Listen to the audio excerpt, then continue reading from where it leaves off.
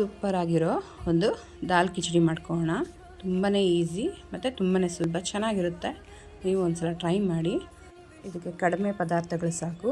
ಮೊದಲಿಗೆ ಅರ್ಧ ಗ್ಲಾಸ್ ಮೈಸೂರು ಬೇಳೆ ಅರ್ಧ ಗ್ಲಾಸ್ ಹಾಕ್ಕೊಳ್ಳೋಣ, ಮತ್ತು ತೊಗರಿಬೇಳೆ ಅರ್ಧ ಗ್ಲಾಸ್ ಹಾಕ್ಕೊಳ್ಳೋಣ. ಹಾಗೆ ಇದು ಮಿಕ್ಸ್ಡ್ ದಾಲ್ ಆಗಿರೋದ್ರಿಂದ ಹೆಸರುಬೇಳೆ ಅರ್ಧ ಗ್ಲಾಸ್ ಹಾಕ್ಕೊಳ್ಳೋಣ.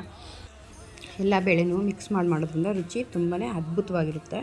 ಮತ್ತು 1.5 ಗ್ಲಾಸ್ ಬೇಳೆ ಹಾಕಿದ್ವಲ್ಲ, 1.5 ಗ್ಲಾಸ್ ಅಕ್ಕಿ ಹಾಕ್ಕೊಳ್ಳೋಣ. 1.5 ಗ್ಲಾಸ್ ಅಂದರೆ ಸಮ ಪ್ರಮಾಣದಲ್ಲಿ ಹಾಕ್ಕೊಳ್ಬೇಕು.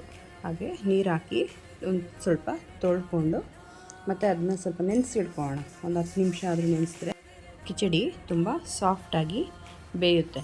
ಆಗ ಟೇಸ್ಟೂ ಹೆಚ್ಚುತ್ತೆ.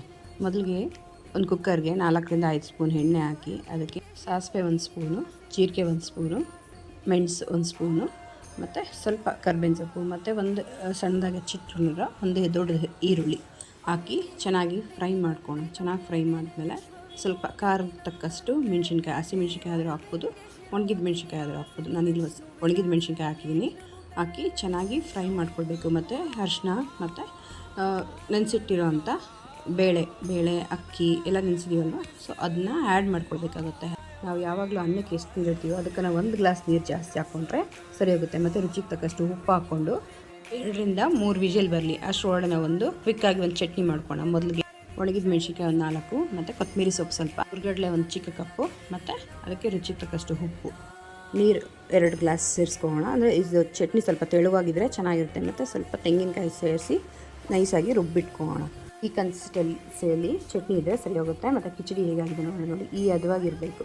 ಅಂದರೆ ತೆಳುವಾಗೂ ಇರಬಾರ್ದು ಮತ್ತು ಗಟ್ಟಿಯಾಗೂ ಇರಬಾರ್ದು. ಅಂದರೆ ಅನ್ನದ ಥರನೂ ಇರಬಾರ್ದು, ಬಿಸಿಬೇಳೆಬಾತು ಪೊಂಗಲ್ ಮಾಡ್ತೀವಲ್ವ ಆ ರೀತಿಯೂ ಇರಬಾರ್ದು. ಈ ಕಿಚಡಿ ಅಂದರೆ ಸ್ವಲ್ಪ ಮೆತ್ತಗಿರಬೇಕಷ್ಟೆ.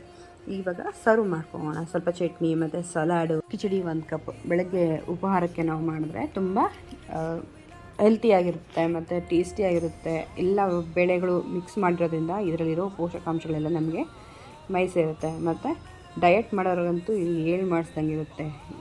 ತೂಕನೂ ಇಳಿಸ್ಕೊಳ್ಬೋದು. ಬೆಳಗ್ಗಿನ ತಿಂಡಿ ಮತ್ತು ರಾತ್ರಿ ಊಟಕ್ಕೂ ಇದನ್ನ ಮಾಡ್ಕೊಳ್ಬೋದು. ನೀವು ಒಂದು ಸಲ ಟ್ರೈ ಮಾಡಿ. Thank you for watching.